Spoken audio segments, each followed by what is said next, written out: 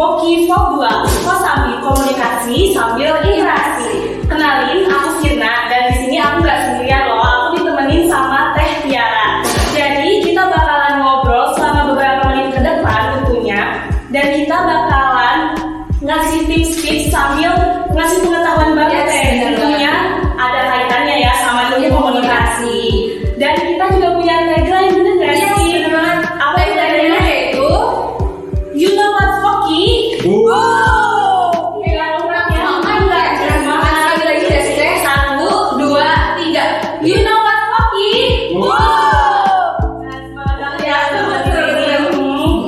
Oke nih, sebelum kita lanjut ke acaranya ya, aku mau ngasih tahu dulu protokol kesehatan dan hal-hal yang bisa terhindar dari COVID-19 Teh ya. Dengan cara memakai hand sanitizer, terus juga pakai masker ya Teh ya. Mengonsumsi makanan-makanan yang sehat dan minuman yang bervitamin. Apalagi nih ya, kalau Bandung tuh sekarang lagi musim hujan banget Teh. Jadi kayak gampang banget imun tubuh kita tuh rendah gitu. Iya benar-benar. Oke, ngomong-ngomong soal minuman bervitamin nih, aku juga punya rekomendasi minuman yang kaya akan vitamin, yaitu dari jus buah today. Wah, ini seger ya. Ini fresh banget loh Kak, jusnya tuh kayak masih dingin. Coba dulu ya. Kayaknya buahnya masih baru gitu ya. Iya, dan rasanya tuh pas banget. Biasanya kan ada jus-jus tuh yang kayak kemanisan, buahnya nggak kerasa. Iya. Kalau misalnya jus buah today ini pas banget rasanya. Betul. Dan buat kalian yang pengen tahu nih jus buahnya dari mana tempatnya, ini ada di Cafe Sachi ya. Jam operasionalnya tuh dari jam 11 sampai jam 9 malam. Dan jangan khawatir juga soal harga. Ini tuh worth it banget, bersahabat bagi kalangan mahasiswa, betul ya? Yes, bener banget. Makanya buat kalian nih yang pengen nongkrong, ngambis, nugas gitu ya, Iya. aku saranin banget kalian datang ke Cafe Sachi karena harganya murah dan tempatnya juga cozy abis. Iya, betul banget. Oke, kita lanjut aja ya Teh, ke tema yang akan kita bawain nih, yaitu the next level of communication. Wah, kece banget ya. Keren The banget. next level of communication. Yang pastinya kita berhubungan dengan komunikasi dan bidang-bidang lainnya. Buat kalian yang penasaran kayak gimana sih the next level of communication, Ya, terus ya. Sebentar deh, kayaknya kita harus sapa dulu nggak sih anak-anak yang ada di sini? Selain dari Universitas Langgang Buana nih, pasti banyak juga dari universitas luar ya. Iya, barangkali ada yang di luar gitu ya. Betul, bisa langsung komen ya di kolom komentar nih. Terus, kalau misalnya ketinggalan nih ya, kalian nggak nonton, kalian bisa langsung nanti tonton di YouTube kita ya. Ada di Spotify juga. Bisa dicek ya langsung apa namanya Teh? Iya, kalau di YouTube-nya ada di YouTube Hima Iko Online. Jangan lupa juga di subscribe ya guys ya. Benar. Terus kalau misalnya di Spotify-nya ada Hima Iko Online juga. Di follow dan dengerin podcast kita. Oke, sebelum lanjut nih, aku boleh dong kepo juga tentang kesehariannya Teh Tiara. Selama masa pandemi ini tuh kegiatannya tuh apa aja? Ya kalau aku sih kegiatannya pasti kuliah ya Teh ya. Terus juga kuliah masih online. Iya, iya. Dan semester juga jadi kayak belum terlalu ngambis banget. Masih santai. Iya masih santai. Sama paling kayak rapat-rapat himpunan atau kepanitiaan gitu sih. Apalagi kita nih satu himpunan ya. Satu circle. Iya, ya. Circle gitu. Betul. Kalau Tetehnya sendiri kesibukannya apa sih? Kalau misalnya aku sekarang kan semester 4 tuh ada yang online, ada yang offline, dan kebagian online kan aku, jadi masih agak santai, bisa tarik nafas sedikit ya. Oke. Tapi kayaknya kalau misalkan soal tugas nih udah mulai keteteran gitu karena tugasnya berkepanjangan Banyak ya. Tapi sampai sekarang aku masih bisa sih handle yang masih nyantai.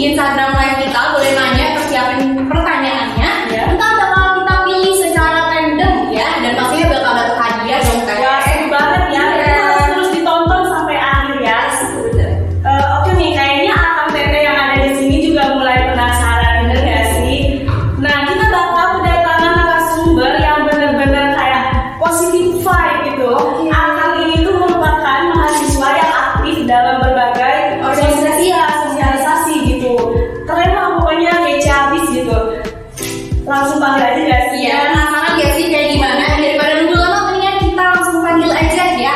Kang Fajar Fatur Rahman.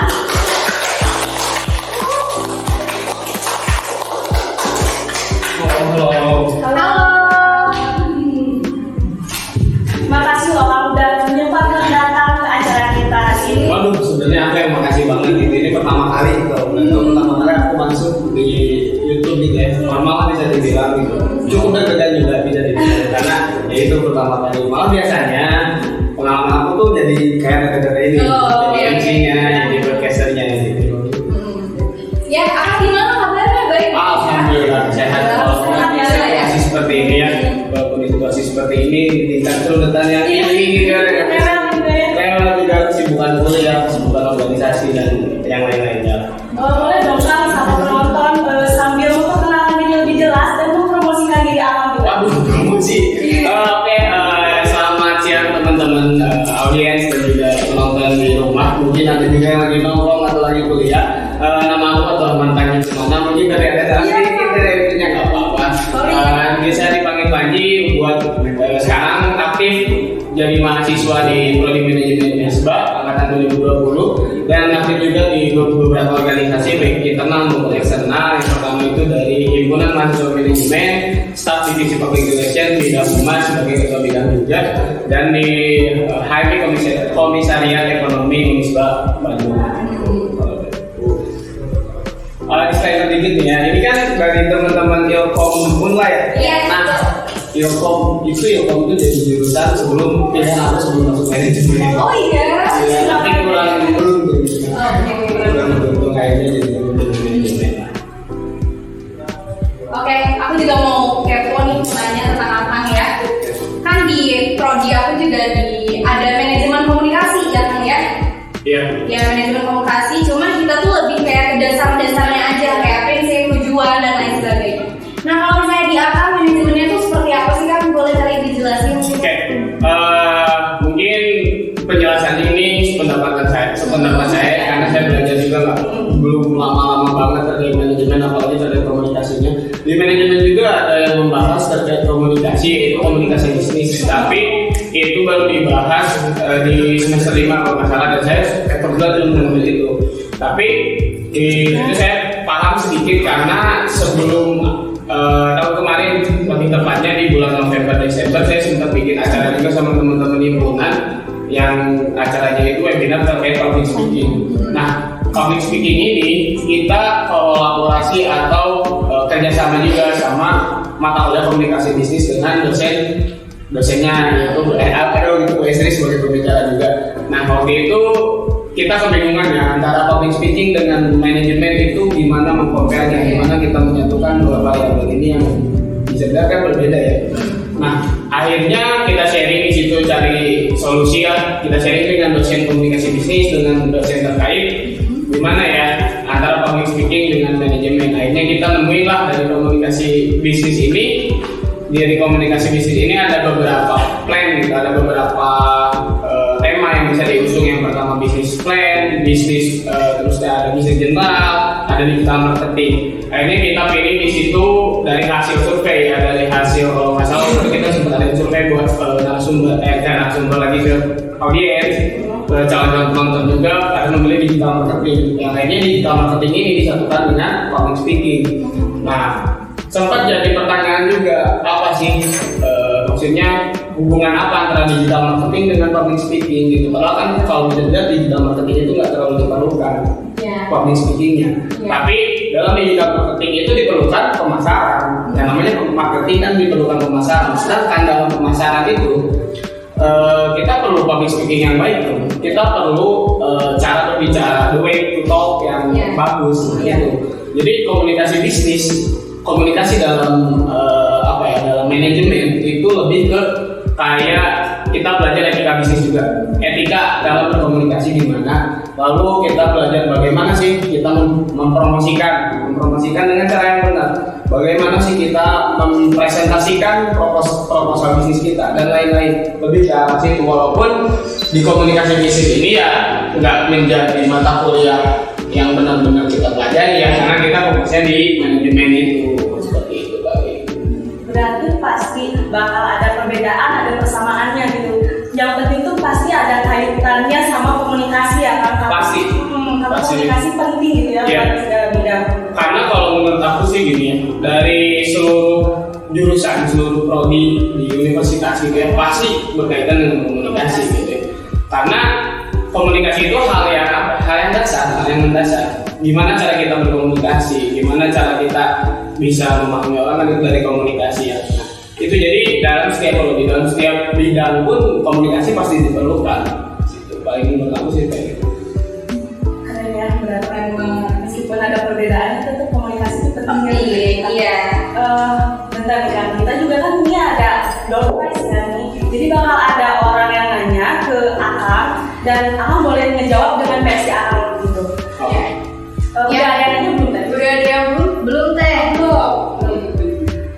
Boleh dong di spill lagi mungkin penontonnya pada penasaran sama Kang Fatur ya. Iya, Boleh. penasaran boleh langsung tanya aja ya di kolom komentar. Kita langsung dijawab sama Kang Fatur. Nah, kalau nggak ada yang nanya, aku yang nanya nih. Boleh sambil nunggu ya. Sambil nunggu mungkin Akangnya aja yang belum nanya. Ya, kita ngobrol-ngobrol aja santai ya, jangan maksudnya biar nanti penontonnya juga nggak merasa bahwa ini acara yang formal, tapi acara yang santai dan bisa dinikmati gitu ya.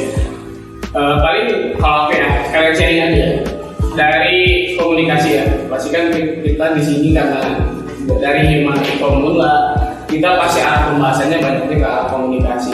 Kalau aku sendiri gimana sih caranya belajar komunikasi gitu ya, dan awalnya emang itu bidang yang aku minati, ilmu komunikasi itu, tapi akhirnya keluar dari bidang itu yang jauh berbeda antara ilmu komunikasi dan juga manajemen. Gimana caranya kita belajar, kalau aku sendiri hanya pengalaman aku ya, gimana belajar komunikasi yang baik, public speaking yang baik, melatih tingkat percaya diri, itu kan yang utamanya ketika komunikasi. Gimana sih aku dapat itu banyak, dapat hal-hal kayak gitu itu dari organisasi. Jadi sedikit cerita, kalau aku dulunya SMP SMA itu benar-benar nggak tertarik dengan yang namanya organisasi. Baik internal maupun eksternal nggak tertarik. Paling iya, Berarti cuek gitu ya. cuek aja gitu.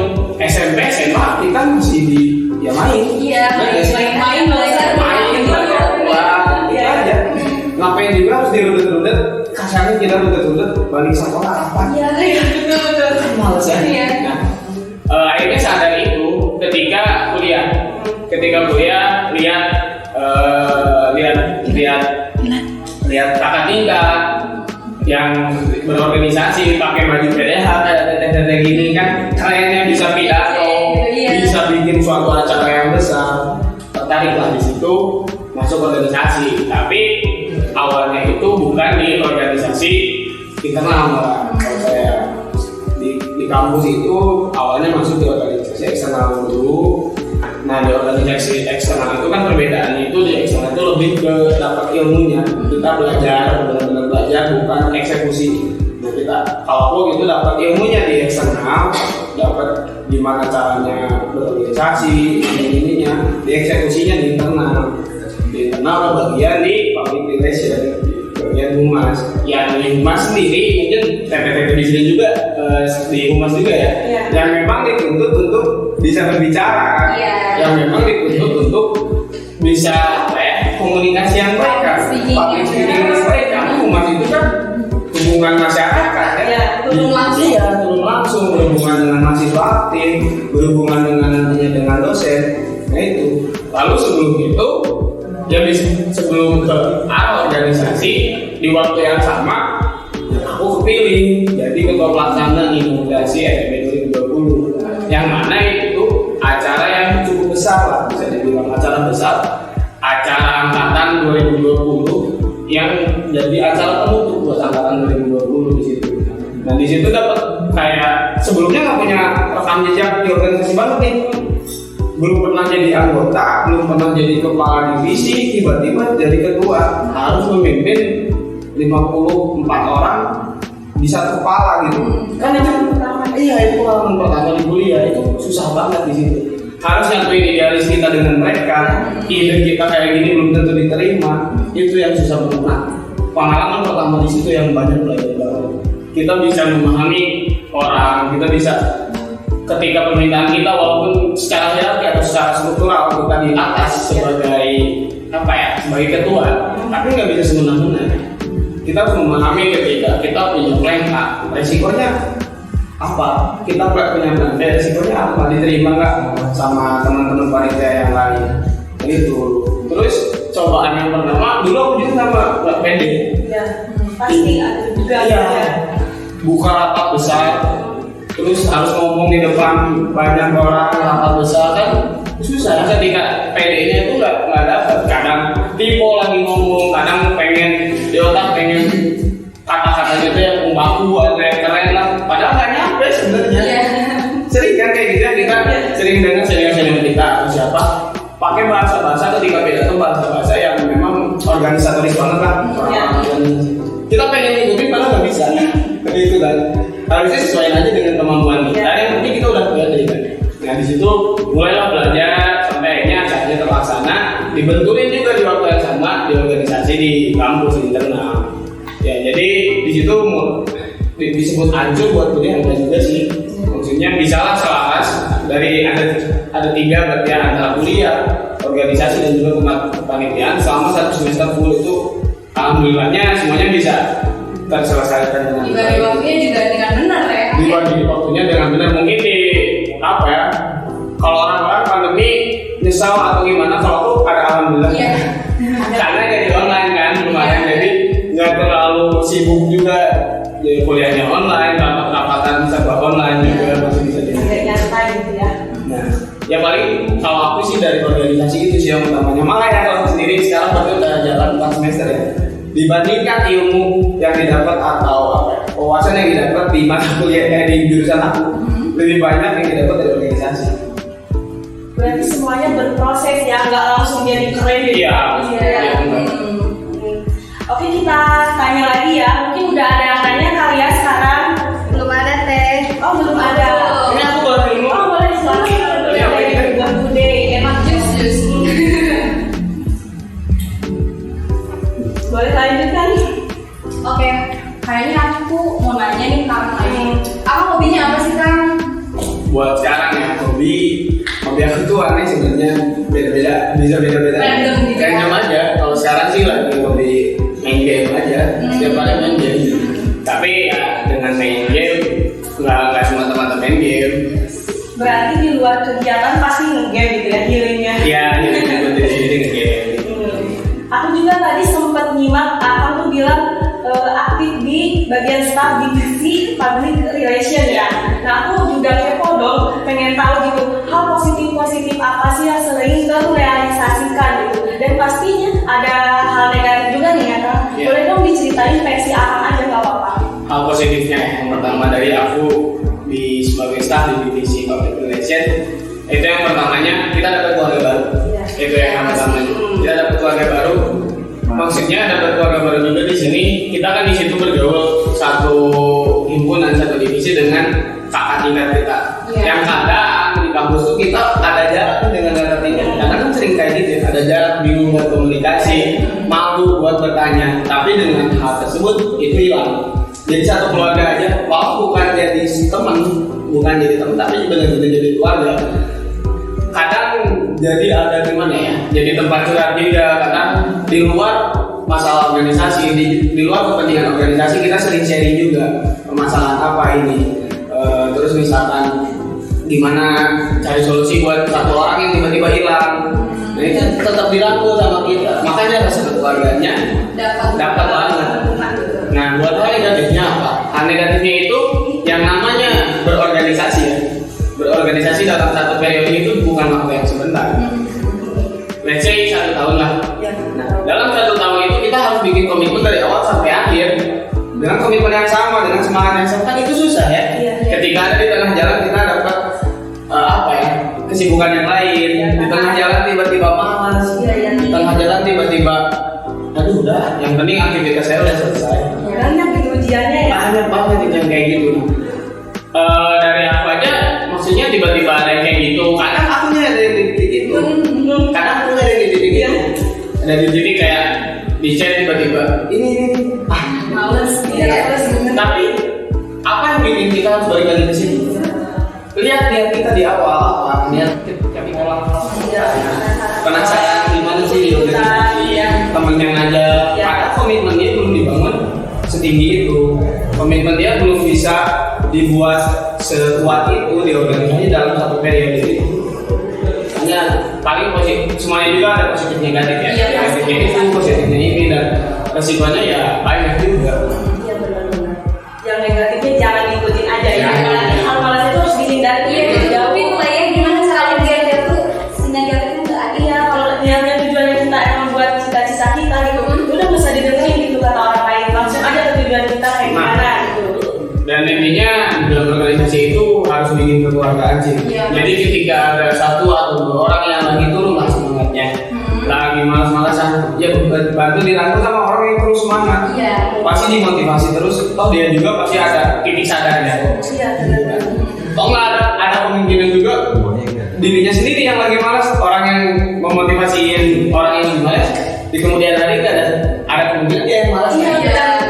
Itu hal yang lumrah lah dan nggak harus disalahkan juga. Tapi gimana cara kita menyelesaikan atau mendapatkan solusi dari hal tersebut?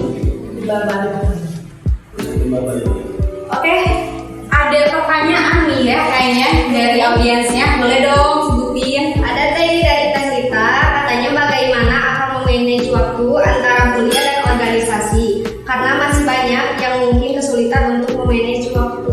Oke, boleh langsung sama Kak Fatul. Langsung jawab aja. Buat pertanyaan ini sebenarnya pertanyaan template. Pasti sering lah dapat pertanyaan kayak gini ya. Dapat. Yang pertama adalah harus itu yang pertama yang tadi udah dibahas ya. Niat dari kita masuk organisasi itu untuk apa? Tujuan kita mau masuk organisasi itu untuk apa? Dan yang kedua adalah bukan niat untuk masuk organisasi aja, tapi niat ketika kita masuk kuliah. Ya. Mana yang harus kita dulukan? Apa yang harus diatur ketika menyatukan dua variabel ini antara organisasi dan pendidikan? Apa? Mengatur skala prioritas. Rasanya gini lah. Kita punya skala prioritas yang beda-beda ya. Misalkan aku yang pertama orang tua, yang kedua misalkan kuliah, yang ketiga pendidikan, yang ketiga organisasi, yang keempat teman, dan yang kelima misalkan pacar. Nah, ini yang harus diatur. Tapi skala prioritas ini nggak semata-mata harus jadi patokan. Kalau misalkan ada dua waktu yang bentrok antara kuliah dengan organisasi, kita pilih kuliah karena skala prioritas kita kuliah aja enggak. Tapi apa yang harus diatur ya? Kita lihat urgensinya di hari itu, di saat itu. Kita lihat kondisionalnya, situasi kondisinya, mana yang bisa lebih ditinggalkan. Ketika dua hal ini berbarengan, mana resiko yang ketika ditinggalkan itu paling kecil. Misalkan ada satu waktu yang sama ketika kita ada rapat di himpunan, ada kuliah presentasi nih, yang kalau kita nggak presentasi kita dapat nilai E, pasalnya kita mau pulang di semester depan. Resiko yang paling besar yang mana? Yang kuliah dong. Ya berarti kita pilih kuliah dong. Toh kalau nggak hadir rapat ya bisa izin, bisa diwakilkan gitu. Toh dalam satu divisi itu anggota bukan saya doang. Jadi akhirnya harus mengatur, yang pertama tips dari aku mengatur skala prioritasnya. Dan yang kedua niat masuk organisasi, niat masuk kamu, niat apa berkuliah itu apa. Dan yang ketiga lihat di situasinya mana yang bisa ditinggalkan dan resiko paling kecil untuk ditinggalkan. Gimana Teh Rita, udah puas mungkin ya sama jawaban dari Kak Fatul? Ya, kayaknya ada yang nanya lagi nih, dilangsungin aja gak sih? Ada tadi dari Kang Teguh, Ya. Kak, bagaimana menaikkan personal branding? Apakah ilmu komunikasi berpengaruh sekali ke personal branding kita? Bismillah sampai branding.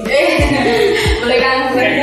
Buat personal branding ya, setiap orang punya personal branding yang beda-beda. Iya, Masing-masing orang beda-beda ya personal brandingnya, entah disesuaikan dengan hobinya atau disesuaikan dengan apanya. Tapi tadi kan dikorelasikan personal branding dengan ilmu komunikasi ya. Nah itu pasti terus berselaras, terus berkorelasi. Karena ya dengan komunikasi yang baik, dengan kita bisa public speaking yang baik dan benar, sesuai dengan misalkan apa yang sudah dipelajari, sesuai dengan teori-teorinya, dan nantinya diimplementasikan ketika kita ingin menaikkan personal branding, itu menjadi hal yang bagus dong. Iya kan? Jadi secara tidak langsung ketika kita bisa komunikasi yang baik, kita bisa public speaking yang bagus, ya personal branding kita juga bakal naik. Seperti itu. Jadi intinya dari personal branding dan juga ilmu komunikasi ini nggak bakal bisa misah gitu. Nggak bakal bisa misah. Ada misalnya yang terkenal tapi maksudnya ngomong itu gitu. Iya, nggak ada. Ada susah kan gitu. Semuanya proses ya. Proses gitu. juga. Dan buat personal branding branding itu arah personal brandingnya mau kemana. Iya. Kok nggak ada caranya gini Pak? Suka ada dengar nggak sih istilah kayak ada si A masuk organisasi A, dia mah pengen terkenal kan, dia mah pengen punya Iya, nama. pasti ada gosip-gosip gitu. Nah, kalau menurut aku itu nggak salah. Kalau menurut aku ya, menurut aku nggak salah. Asalkan apa? Ketika dia masuk organisasi tersebut untuk menaikkan branding di dirinya, untuk menjadikan dia punya nama atau apa, itu nggak salah ketika tujuannya bisa sama dengan organisasinya. Maksudnya dia bisa mengikuti tujuan organisasi tersebut apa? Kan setiap organisasi ini punya tujuan nih. Organisasi itu kan suatu wadah sekumpulan orang-orang yang mempunyai tujuan yang sama yang mempunyai tujuan yang sama untuk mencapai tujuan yang sama, dan juga secara struktural organisasi itu jelas. Nah, si orang ini punya tujuan pribadinya, ingin personal branding, ingin menaikkan namanya, masuklah ke organisasi. Ya nggak masalah, itu tujuan dia. Yang intinya ketika masuk organisasi, tujuannya bareng-bareng ya untuk organisasinya. Menurut aku ya. Udah nih pertanyaan dari Teguh udah cukup belum? Pasti udah ya, karena Kang Fatul menjelaskannya udah rinci banget nih. Kayaknya ke pertanyaan terakhir masih ada nggak nih? Kayaknya langsung aja deh ke pertanyaan selanjutnya aja ya. Boleh. Aku juga pengen tahu dong nih kan kuliah kita masih online ya. Nah kalau di kita tuh ada online, ada offline. Biasanya tuh yang udah offline dari semester 4 ke atas. Tapi nggak semua kayak program gitu. Kalau di tempat Akang, di kuliah Akang sama atau ada bedanya? Kalau di aku juga hybrid, jadi offline online. Tapi cuman di angkatan yang semester 2 sama semester 4. Itu pun nggak semua matkul. Jadi nanti kita milihnya tuh, misalkan kalau di aku kebagian yang online yang offline itu 2 matkul ya. Itu kita misalkan aku milih offline nih, dia datang ke kampus tapi ya bareng sama yang online gitu. Bedanya gitu doang.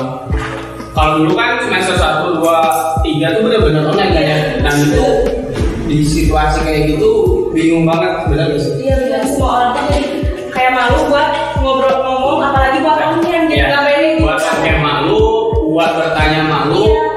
Bahkan kadang ada beberapa dosen yang nggak ngadain Zoom. Iya, nggak hadir. Nggak hadir, atau nggak ngadain Zoom, cuma ngasih materi mentah gitu. Iya benar, cuma mentah. Cuma mentah doang, kita harus pelajarin aja gitu kan. Itu susah ya. Iya. Terus yang bikin sulit kalau aku kan masuk kuliah itu di benar-benar awal pandemi ya. Iya. Bikin sulit apa? Cari teman. Bingung ya. Gimana caranya cari teman? Oh kita cuma kenal di online, di Zoom doang, ya. virtual, terus komunikasinya ya cuma sebatas online. Itu doang kan yang susahnya tuh, sampai akhirnya kalau di aku ya orang-orang yang punya banyak temen tuh yang terbuka di situasi itu. Nggak tertutup, maksudnya dianya emang nyari, dianya ngechat, dianya aktif, Mau nggak mau ya harus menyesuaikan gitu. menyesuaikan. Dan kalau misalkan dari awalnya udah pendiam gitu ya, itu bakal susah buat kedepannya, karena ya kedepannya kan kita bakal offline. Insya Allah kan dalam beberapa bulan juga pandemi akan selesai juga gitu. Tapi kalau dari awalnya kita udah teman kitanya udah sedikit kan susah juga ya. Kalau aku itu ya akunya yang buka diri kayak kelas-kelas yang lain ikut main gitu. Aku walaupun kasarnya gitu ya sekarang lagi usum lah circle-circlean circle aja juga. Iya. Kemana-mana aja gitu ya, yang penting komunikasi gitu, berusaha gitu biar kita punya teman. Karena kalau misalkan dari semester awal aja kita udah bingung gimana jadinya susah kan, mana bersangkut tahu sama tugas apa yang tugas kelompok. Ya. Butuh juga kan? Iya betul itu yang sulit ya, ketika kita disatuin ada tugas kelompok disatuin tapi orang-orangnya nggak kenal. Iya nggak ada view Nggak ada komunikasi. Belum praktek, belum kenalan. Ini pasti fakta gitu ya, ini pasti fakta. Kalau kayak gitu situasinya malah akhirnya kerja cuma satu orang. Iya benar, sering terjadi. Malah dikerjain cuma sama satu orang. Emang fasenya ya memang. Ada fasenya gitu. Apalagi kalau di situasi online ada fasenya yang satu angkatan kan benar-benar bisa. Iya benar. Padahal pasti ada satu orang atau beberapa orang yang pengen satu angkatannya. Nah, tapi kan cuma gara-gara situasinya kayak gitu doang. Oke, kita lanjut aja ya Teh ya ke door prize terakhir. Oh masih banyak ya. Iya, door prize terakhir gitu ya. Kita bakal nanya nih ke penonton ya, ke audiens tentunya. Pertanyaannya itu organisasi apa aja nih yang Kang Fatur ikutin gitu? Tadi kan udah dijelasin ya sama Akang. Buat orang yang tadi pada nyimak itu Akang sama Teteh nyanyi mak,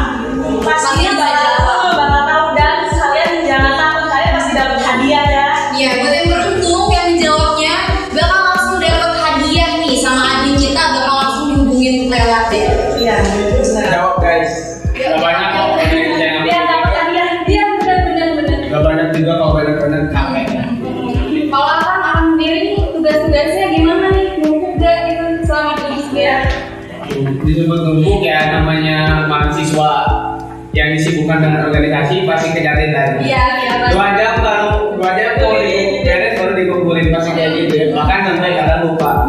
Tapi alhamdulillahnya dari semester kemarin kan udah disibukin juga ya. Pasti bisa lah, maksudnya pasti ada solusi gitu ketika enggak besok tugas. Pasti walaupun dengan malas dipaksa dikerjain, dibetulin dengan tugas misalkan di organisasi harus buat apa, gimana ya alhamdulillah sampai sekarang lah belum ada yang ngeluarin jangan sampai Jangan ya, bayangannya.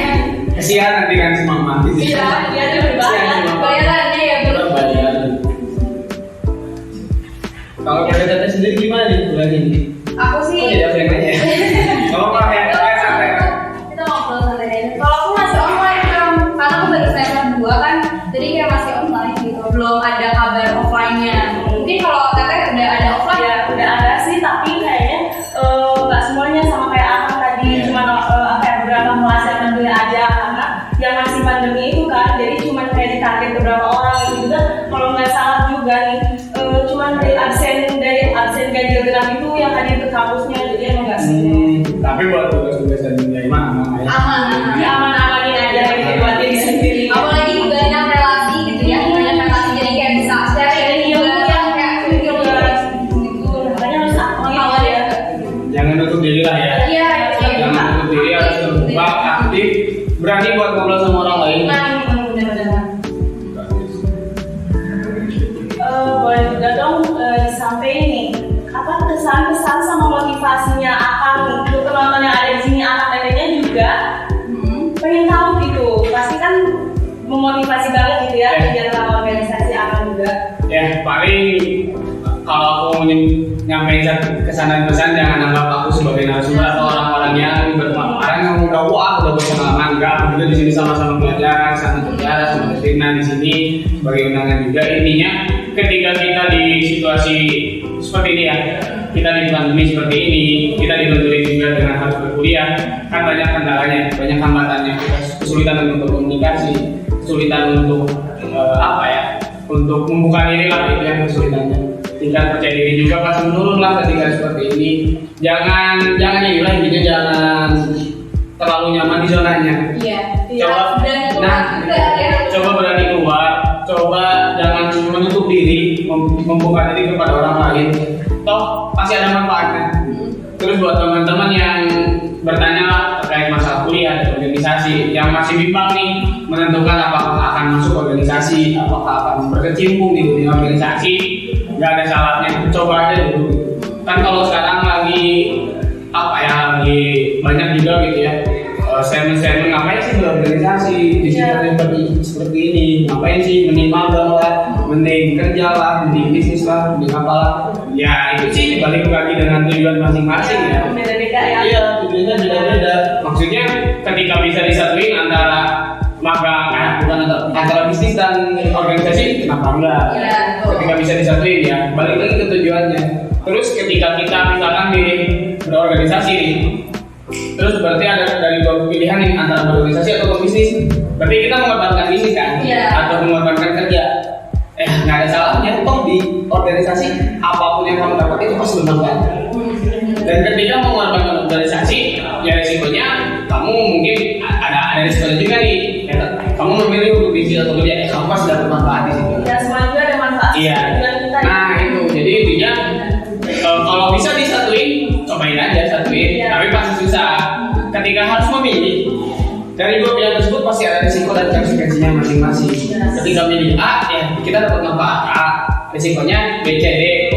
Ketika milih B, kita mendapat manfaat B, risikonya yang ke bawahnya. Itu beda risiko, beda manfaat. Itu aja sudah. Ya, semua pilihan juga ada resiko. Ya, semua pilihan ada resikonya dan itu tergantung ke masing-masing diri sendiri aja. Tujuannya mau apa, mau ngapain. Kalau misalkan memang masih butuh pencerahan ya sharing dengan orang-orang yang udah berkecimpung duluan, gimana pengalamannya dan sebagainya.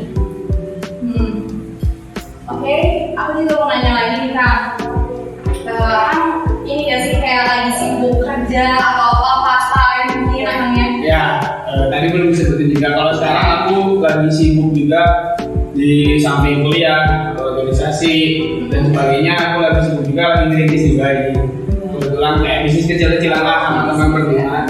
sama teman berdua kecil-kecilan, dan itu bisnisnya itu cuma apa ya, kita lagi bikin suatu apparel olahraga, bikin suatu apparel olahraga yang bisa terima bikin jersey baju, ada masuk jersey buat futsal, jersey buat main bola dan sebagainya. Dan juga nanti dari jersey dari apparel ini kita mau bikin konten juga, bikin proyekannya juga. Proyekannya itu apa? Dari proyekan ini nanti bakal, misalkan kalau teman-teman lagi pengen bikin kemeja, bikin apa itu ke kita, tapi dengan merek kita nantinya. Jadi Boleh juga dong dipromosiin kalau Nah, boleh banget. Mungkin akan nantinya bakal rilis di bulan-bulan inilah. Di bulan-bulan ini IG-nya @cds_project. tuh boleh ya, langsung aja di follow yang mau order langsung. Yang mau order langsung bakal rilis bulan ini, dan di IG tersebut bakal ada 2 IG lagi. Ada 2 IG tambahan buat katalognya, yaitu CDS Apparel dan juga CDS itulah lupa aja juga. Pokoknya ada di Instagram, tapi dari Instagram gitu. Oke. Sukses terus pokoknya ya sama bisnis kecil-kecilan. Biasa aja nanti tuh jadi besar ya. Amin, amin.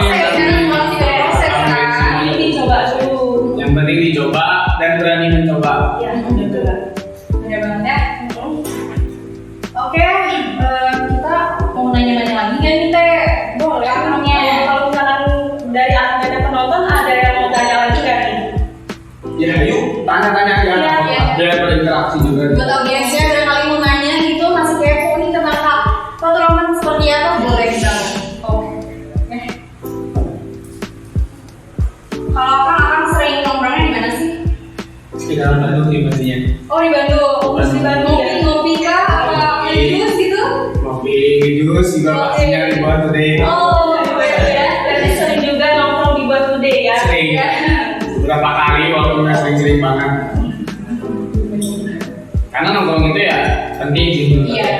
Penting, walaupun banyak orang yang bilang nongkrong buat apa sih nongkrong, habisin uang, habisin waktu, mending apa gitu. Tapi nggak sadar juga ketika nongkrong kadang ada pembahasan. Iya. Kita dapat sesuatu setelah Dapat nongkrong itu. ilmu, ya, Iya. gitu. Kalau cowok-cowok nih ya, sering kayak tiba-tiba membahas hal yang berat. Iya, Dan itu ya pasti setelah itu kita dapat, oh iya tadi misalkan teman kita berpendapat kayak gini, terus banyak pelajaran juga kita harus menerima pendapat orang lain, kita harus gimana komunikasi, harus apa yang menurunin ego ketika kita pendapatnya berbeda. Iya, benar-benar. Karena pasti kalau kita ngobrol atau nongkrong kayak gitu kan banyak juga orang cerita kayak tentang problem dia atau pengalaman dia, itu bisa jadi buat apa ya, pelajaran Ya, betul. kita gitu. Dan kadang ketika kita mendengarkan tekanan orang lain, kita dituntut jadi psikologis. Iya, benar-benar. Macam nangis sih. Iya, kita bisa kasih solusi ke Iya. dia, kita bisa bantu dia ketika dia ada masalah. Padahal kalau kita di situasi seperti itu, kita kadang bingung juga. Iya, iya. Ngapain? Maka kita minta solusinya ke dia. Iya. Jadi kayak gitu. Takut salah ngomong juga gitu kan ya, kalau misalnya kita ngobrol sama teman dia lagi sedih atau gimana, aduh gimana nih tanggapannya ya. Iya. Makanya akhirnya kan pasti bakal dapat sesuatu lah dari nongkrong itu. Walaupun ya kalau keseringan juga ya pasti jelek lah. Iya. Kalau tiap hari banget ya pasti ngabisin uang juga. Gitu. Intinya tahu apa aja. Tahu waktu, tahu momen lah. Iya, benar. Masih ada nggak sih door prize? Kayaknya masih banyak. Masih nih ada lagi mana lagi 2 pertanyaan untuk audiens. Boleh banget nanya ya tentang platformnya. Ada pertanyaan dari kita. Ada Teddy dari Teh Agnes, Ya. katanya seperti apa contoh etika komunikasi yang baik saat akan melakukan marketing? Nah, boleh Boleh kan? Langsung dijawab aja. Ini berarti pengimplementasiannya atau secara realitanya ya, kalau etika komunikasi ketika melakukan marketing ya. Yang pertama sebetulnya kalau aku sendiri pengalamannya belum banyak ya. Pengalamannya belum banyak ketika komunikasi untuk marketing gitu. Yang intinya apa? Penggunaan kosakata yang baik aja.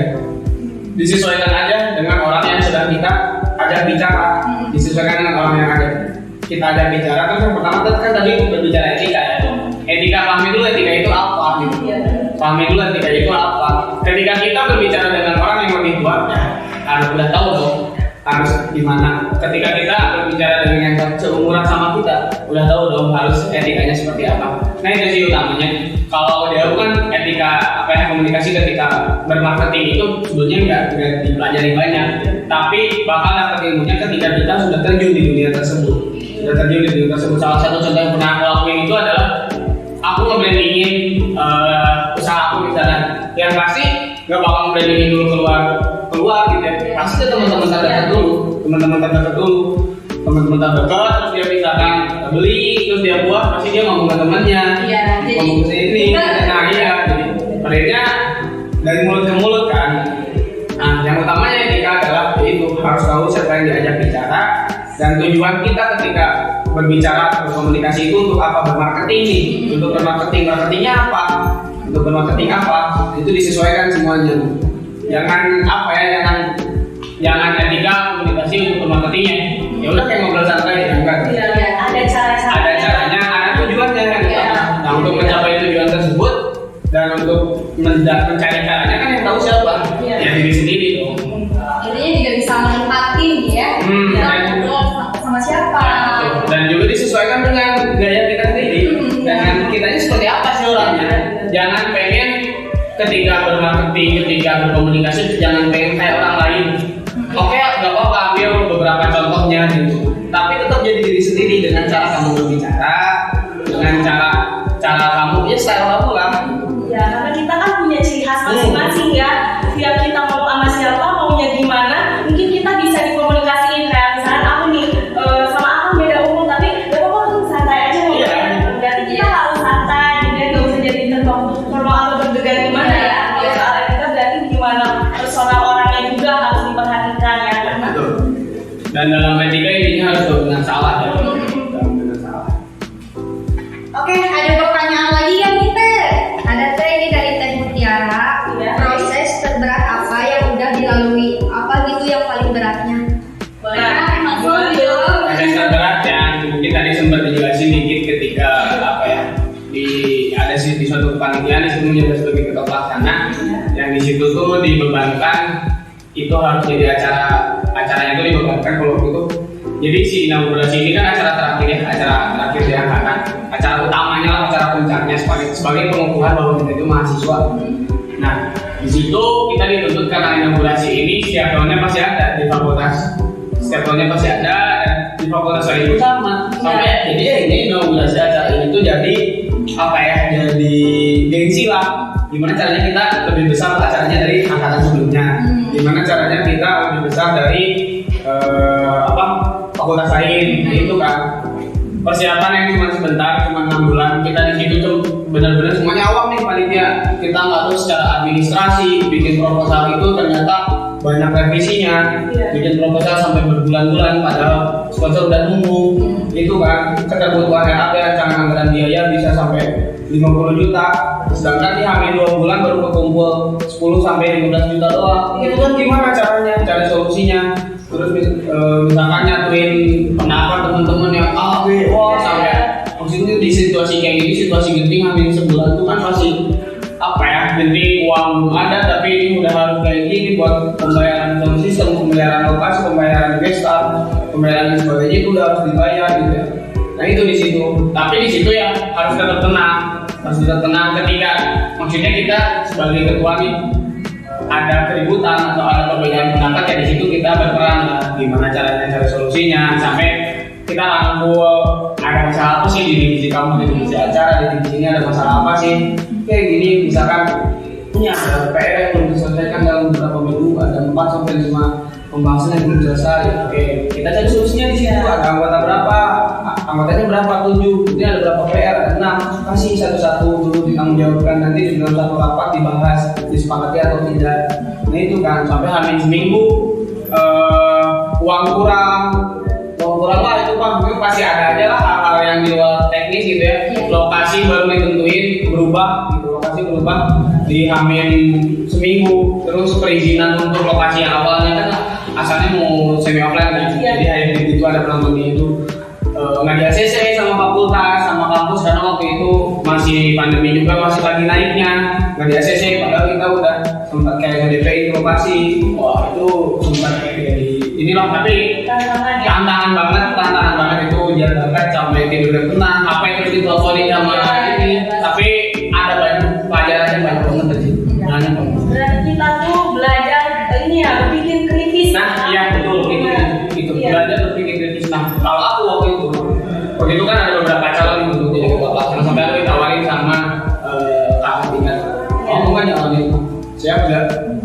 Tapi aku bilang aku tapi belum punya pengalaman ya. Tapi siap gak? Siap. Ya insya Allah kan siap.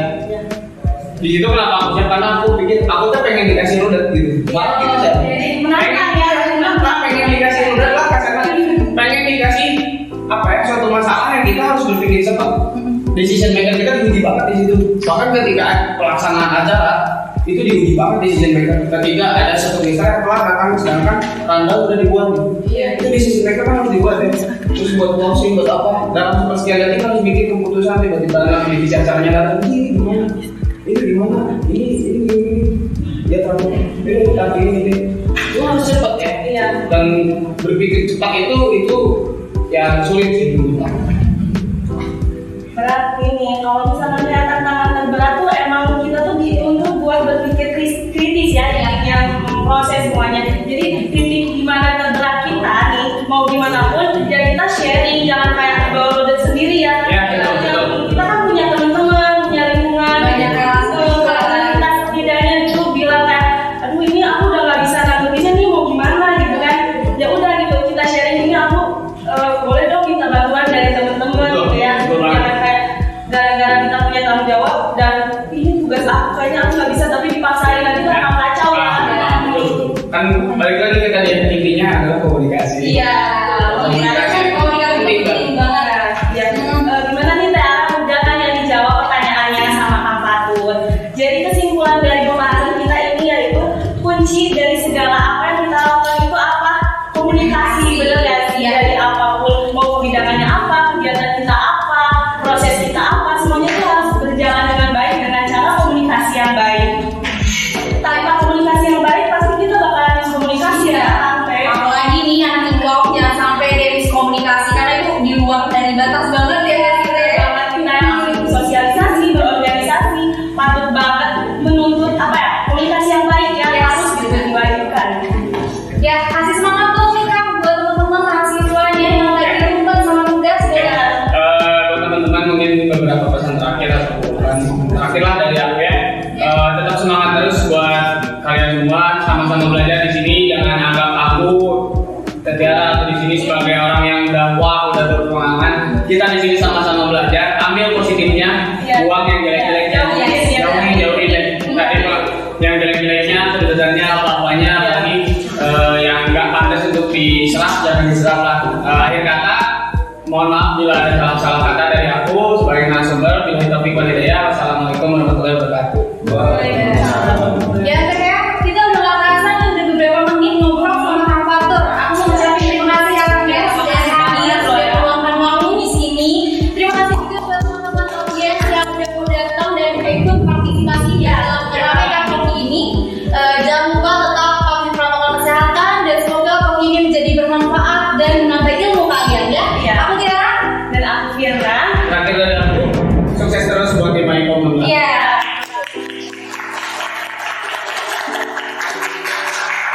Jangan lupa selalu tonton